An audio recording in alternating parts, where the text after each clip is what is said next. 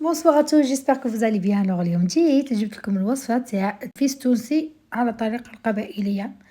بون عندنا هنايا كيلو تاع تشيشة ولا دقيق حرش كما يقولوا، شوية ملح نحركوهم ناشف في ناشف، ومن بعد نزيدو نقعدو هكذاك شغل نديرو له كي الكسكاس، كيما نطلعو الكسكاس في الفتيل نديرو له الماء وندورو هكذا كيما راكم تشوفوا في طريقه سهله، يعني حتى يتشمخ لنا شويه مليح، ماشي بزاف وماشي ما يتشمخش كامل، يتشمخ هكذا صافا.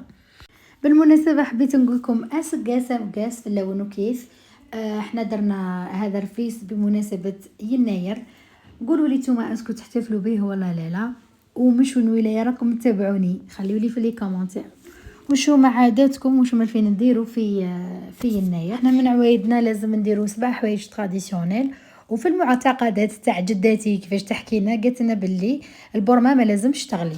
وهنا بعد ما يتشمخنا العجين تاعنا نجيبوا غربال نيميرو 16 ونخرجوا كامل هذاك الشيشه تاعنا اللي مشمخه، خرجوها كامل فيه، ونجيبوا مقله نحطوا هذاك نص لا كونتيتي ونبقاو نقليو فيها حتى تاخذ لنا اللون الذهبي.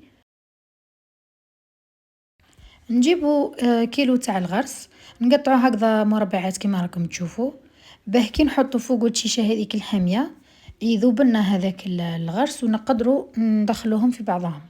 نكمل لكم الحكايه خاطر كاش في المعتقدات تاعهم يقولك بلي كون تغلي البرمه يجيو البعابش في الارض تاع الفلاح هكذا يقولوا، بالي بلي خزعبلات وخروطو، مي بون حنا درنا شخشوخه وغلات البرمه تو بيان.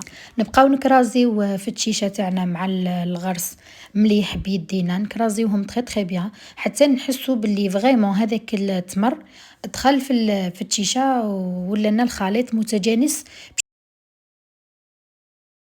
نجيبوا كاس تاع ماء نكبوه فوق الخليط ونزيدو كاس ونص نتاع زيت زيتون، ونبقاو ندخلو في الخليط مع الزيت والماء اللي كنا درناهم فوالا بهذه الطريقه حتى يتلي منا الخليط تاعنا مليح.